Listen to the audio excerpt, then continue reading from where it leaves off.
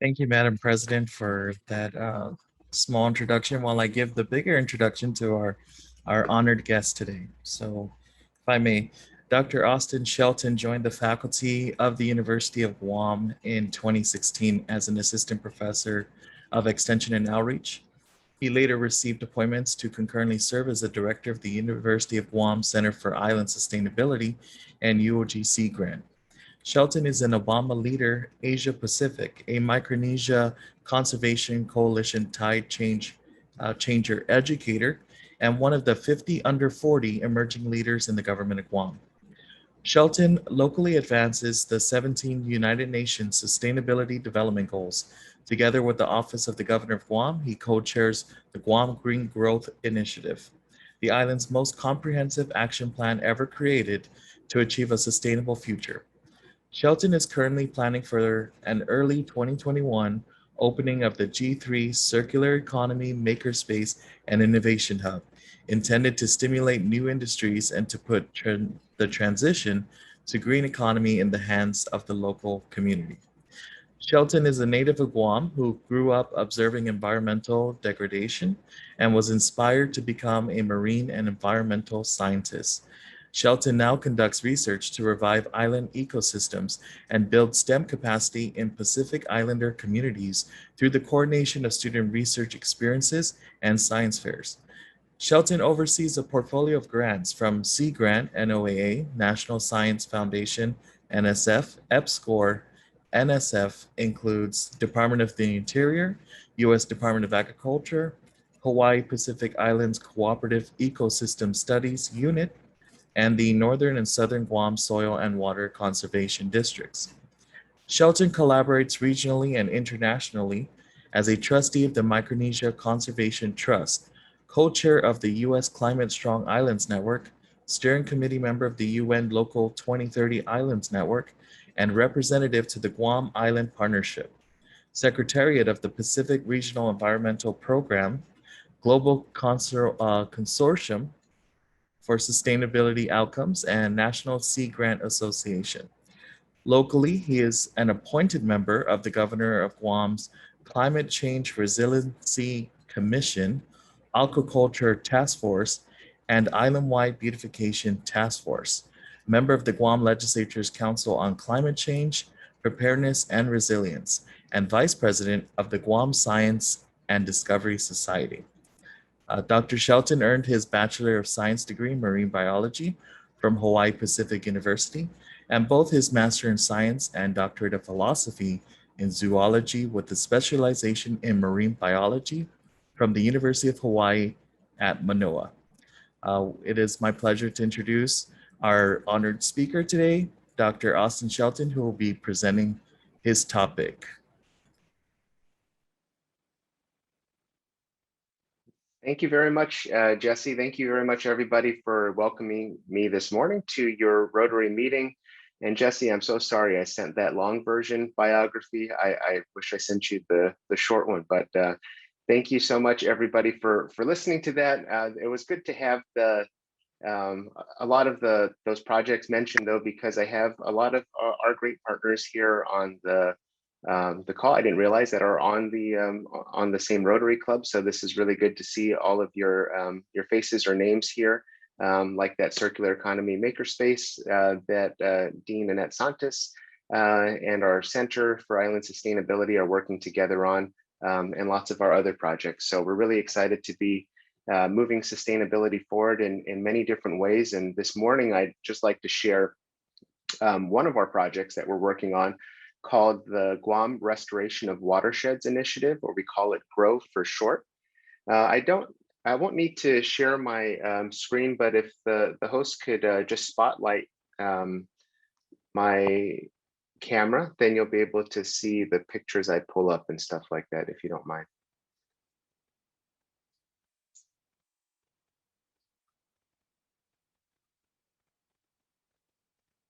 Let's see, Julian, are you able to do that for me or co-host me?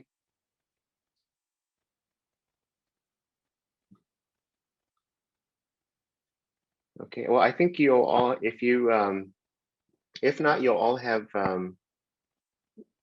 you can do it yourself or pin my video so that these pictures can pop up a little larger. Okay, so here is the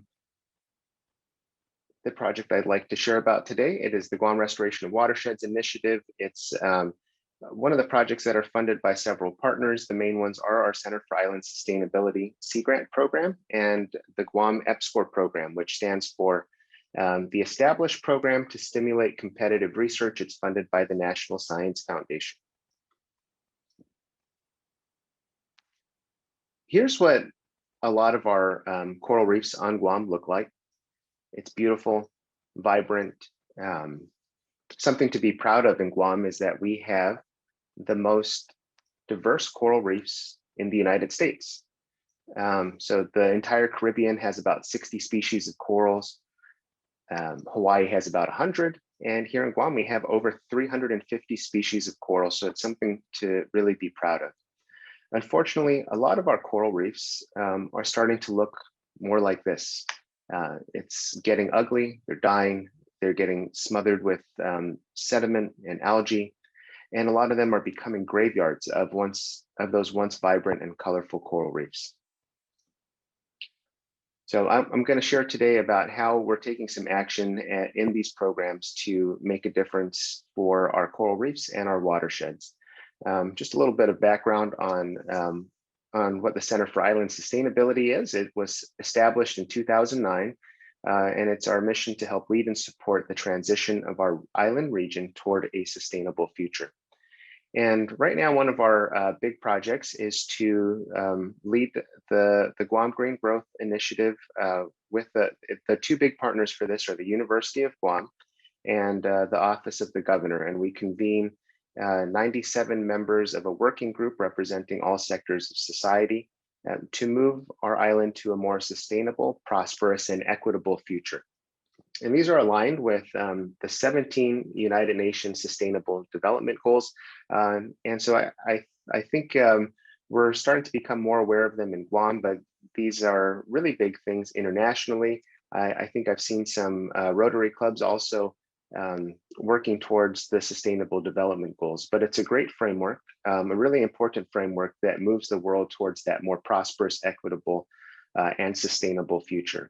And so whereas sustainability used to be a relatively marginal idea or something that was relegated just to environmental issues, it's now a lot broader with human society issues, the economy, and it's also the centerpiece now of international accords and any discussions on international economic issues. The Sustainable Development Goals is what binds all the members of the United Nations together. And so this working group of 97 members of the Guam Green Growth Initiative put together hundreds of action items and goals and objectives. It was formally adopted last year, and actually tomorrow we have the biannual meeting to have an update on this process and to show how everybody continues to work together on these goals today. And the Guam Restoration of Watersheds Initiative is working on 3 of these goals. So it's one of the feature projects, and it's climate action number 13, number 14, life below water, and number 15, life on land. This is a picture of Fua Bay. So when you're driving down south from the north, you pass Seti Bay that you can see from the side of the road. You can't see Fua Bay, but it's right after that before you get to Umatic Bay. And it's a really beautiful, secluded bay, beautiful coral reefs there. And it looks really nice on a nice sunny day, but after a heavy rain event, the bay turns to chocolate milk like this. And unfortunately, this is what's happening to a lot of our southern bays right now. And if you stick your head under the water, you can see for the first several meters from shore, or sometimes 100 meters from shore, that there's sediment caked on and no longer home to those vibrant coral reefs like I showed you in the first picture. This is not only a problem for the biodiversity on our reefs that are right there close to shore, but it's a problem for for people who don't go snorkeling or don't go fishing as well. So here's a picture of the Ugam River. This is in Talifofo. And that little fenced box right there is an intake for, I believe, 2 million gallons of water per day. So it gets sucked up from the Ugam River, it gets pumped uphill, and the Guam Waterworks Authority has to pay millions of dollars a year to go through a 5-step filtration process to get all that sediment out before it runs it to the pipes in people's homes in the South. And so, you know, at a time when there's heavy rains, it seems like that's the time where there's the most water available, but that's actually when Guam Waterworks has to turn your taps off down south, because there is just too much debris and stuff clogging up that intake, and they're not able to process all the sediment out. So it's a concern for not just those who love the ocean and spend time in it every few days, but those who depend on their water source every day. And so I'm going to talk just about a few of the different ways that we've been addressing this issue through the Guam Green Growth. I'm sorry, through the Guam Restoration of Watersheds initiative. So I'll start back there at Fua Bay. And there was a community project that we started around 2011, before I even moved back home officially to be working at the University of Guam. I started as a graduate student and with a community group called the Hamatic Project. And the mission was starting at Fua Bay, where our ancestors tell us civilization began. We are committed to reviving the once fruitful watersheds, vibrant coral reefs, and abundant fisheries of Guam. So if you're familiar with the legend about Punta and Fauna, there's different versions of the story, but one of them is that the first human beings sprang forth from Fua Rock there. And what happened was that fishermen in the village noticed that they weren't catching the same size and quality of fish as they used to. So they reached out to the marine lab scientists, and they tried to figure out what was going on. Why are we not catching the same fish that we used to? And it turns out, after doing a little bit of research, that this road, the Agate-Umatic Road, was torn down, rebuilt, and expanded around 1989 to 1990. And these were the actual mounds of sediment that were left uncovered for long periods of time. It washed into the ocean, where it smothered and killed a lot of the coral reefs in just a couple of weeks. And maybe the coral reefs would have gotten better, but we have this other big problem down south, where deer poachers are burning hillsides in order to make it easier for them to catch deer. This burning creates and expands these areas called badlands, where all the nutrients and topsoil have washed away. And what you're left with is hardpan, where our native plants can't naturally come back and revegetate these areas anymore. And without things like birds and bats being our natural seed dispersers, that makes it even more difficult for these areas to recover naturally. And so these badlands are continuing to expand over our southern landscape.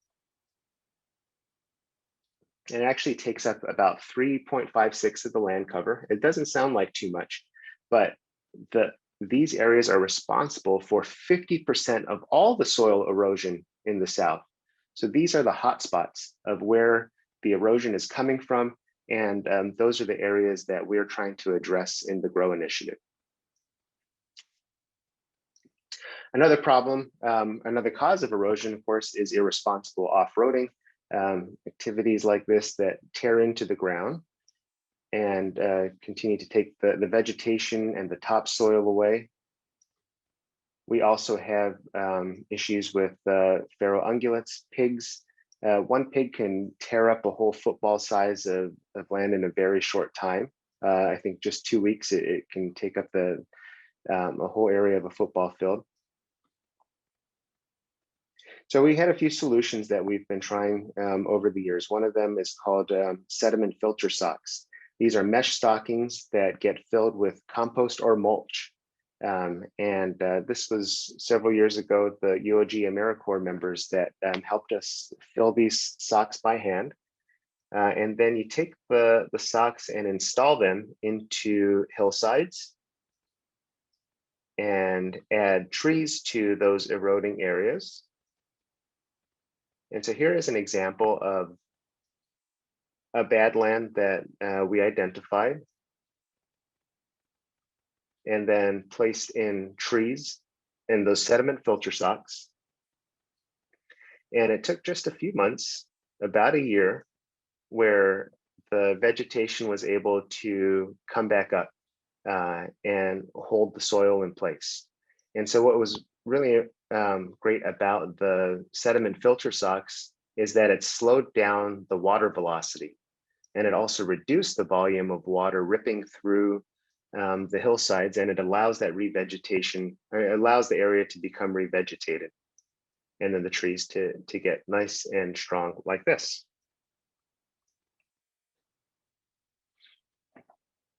And so the science behind this wasn't too fancy, but basically you have to poke the ground a few thousand times with soil probes to see how much soil has been accumulated.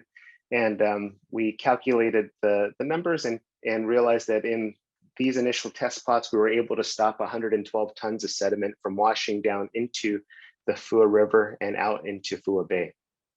So that was a nice success story that we had early on. But what we began to realize was that it's going to take more than 1, 2, or 3 lifetimes to be planting a few trees at a time and hoping to restore all of the badlands on the island. So since that time, we've moved into a new phase where we're trying to figure out how to move into UAV technology to drop seeds into the mountaintops and hopefully speed up this restoration process. But first, we wanted to find some other seeds, some other plants besides the one that we used early on. The acacia trees are a great plant. They work because they have nitrogen fixing bacteria in their roots, and they're able to grow in those degraded soils. But we want to find some native plant solutions as well. So my former graduate student, Lauren Swaddell, who's now working for us full-time at the Center for Island Sustainability, identified some native shrubs and trees, tested them in our backyard at the Center for Island Sustainability over a couple of years. And we were able to find out that at least a few of the shrubs and grass species that we have growing in the savannas should be able to work in a seed ball deployment. So that's something that we've taken out of the laboratory phase, and now we're trying to implement in these next seasons of research. So now we have a larger phase in grow because we have some grants from the USDA and from the EPA that are allowing us to expand these efforts. So we're planting a lot more trees in partnership with the Department of Agriculture Forestry Division. We're continuing to work with our partners across campus, like in Dean Camacho's shop with the UOG AmeriCorps members,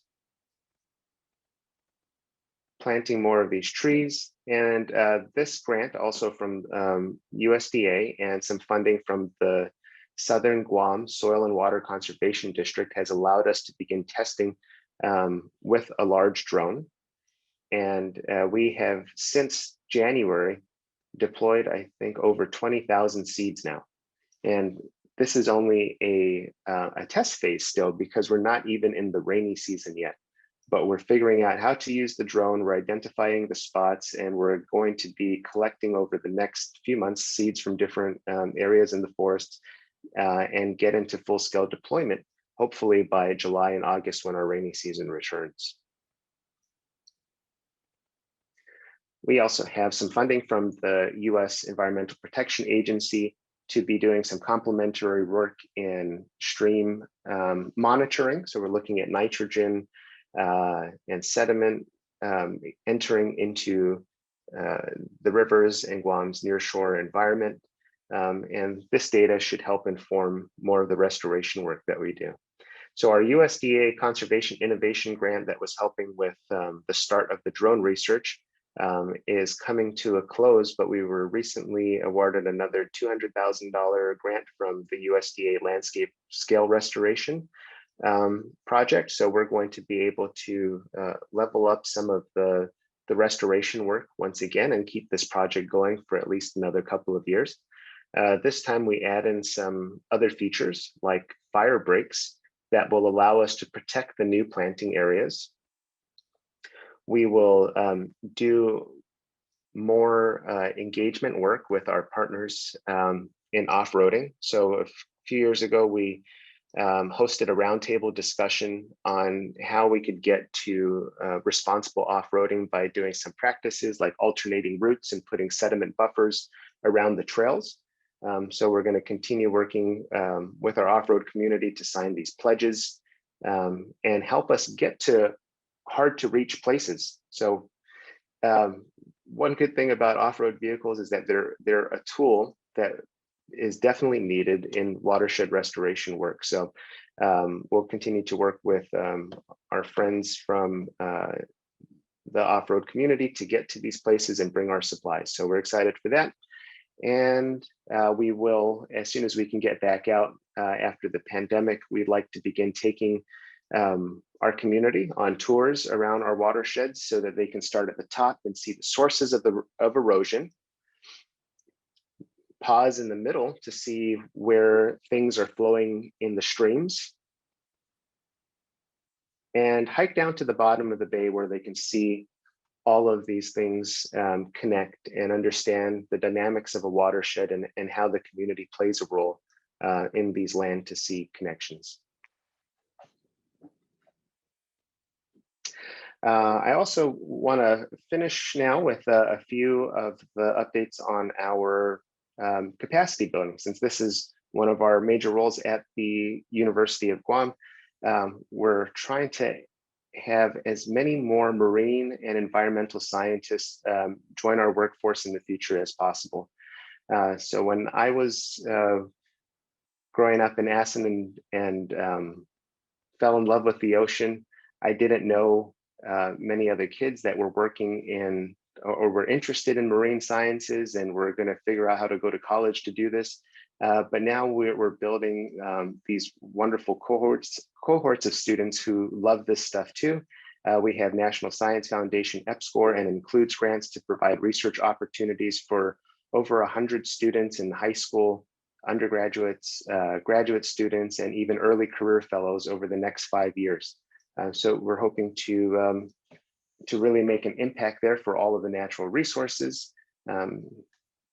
This is one of our interns, Grace, that was doing a project specifically on erosion, but there's many other marine and environmental science aspects that the students get to learn about.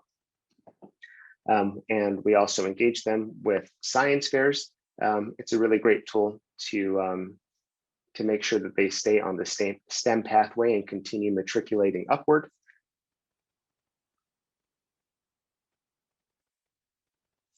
And that was the last I wanted to say about the STEM capacity building. And I have one invitation for all of you, because this is what we're doing for the rest of this week at our center. We have our 12th annual conference on island sustainability. It will be virtual.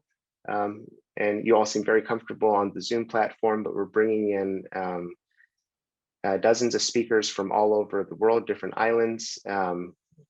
A few of the cool features that we have will be tomorrow. We have Nicole Yamase, who was the first Pacific Islander to go down to the Marianas Trench in the Challenger Deep. So she'll be our first keynote speaker tomorrow, along with the chief scientist of NOAA, the National Oceanic and Atmospheric Administration. There will be that G3 biannual meeting I mentioned. The following day, we're going to have islanders from the Caribbean, from Europe, and from Hawaii, who all followed the example of the Micronesia Challenge. They were the first group of islanders to challenge themselves to protect a certain percentage of the land and sea, and that mission has spread across the world. So that's an exciting piece. We'll also be hearing from the Lieutenant Governor of Hawaii and the Virgin Islands on how the human societies in their islands are rising to the challenge of sustainability. The following day, we have Dr. Maya Sotoro from Hawaii, who happens to be President Obama's sister She will be moderating a panel of our CIS Seed Talks, which are very similar to TED Talks. The Vice President of the Philippines Chief of Staff is one of our speakers. So is somebody from Parliament from Denmark who works on a small island there, and a lot of other really fascinating speakers that will have inspirational ideas around sustainability. And then the final day, Dr. Enriquez joins us as the opening speaker about the economy. So there's the Human Society, the Natural Environment Day, and then Friday this week will be about the Sustainable Economic Development Principles. And we'll be sharing about how University of Guam is taking a role, and then we'll learn from other islanders doing the same thing, plus topics in aquaculture and on the circular economy, which Dean Santos will be moderating that final panel. And so thank you again very much for inviting me to speak to you this morning, and I'd be happy to take any of your questions. Thank you so much, Dr. Shelton, for such a enlightening, informative presentation. And I love how you were able to touch on the 3 UN Sustainable Development Goals, to which this particular project that you've been engaged with from the very start, ever since you came back from Hawaii to Guam. And I love as well how you've been able to take the Center for Island Sustainability up multiple notches, and with their virtual annual conference have been instrumental in pulling in all of these amazing speakers. So for those of you who have not registered as yet for the themed Islands Rising annual conference on island sustainability, that is virtual, and I have to say that it's very affordable as well. Please do register. I think I will go ahead and send by email that particular information for you to avail of. But I also wanted to acknowledge that you've taken this notion of island sustainability and global sustainability, building a global sustainable future, not just as a mission, but you've turned it into a ministry. And I say ministry because you know, this notion of pulling in followers, and we're seeing more and more, not just our youth very much interested in entering the STEM fields and following along your footsteps, but also those across different disciplines. So I just wanted to acknowledge and congratulate and thank you for all of the amazing work, much more than you've been able to present today. So I also just want to open up now to questions from our audience. So please. Thank you, Dr. Enriquez. We like to say at our center that sustainability is not a job for our team. Sustainability is life. That's really how we have to approach this. Sustainability touches all parts of our society, and so we're happy to be contributing to the future of our island and the planet as well.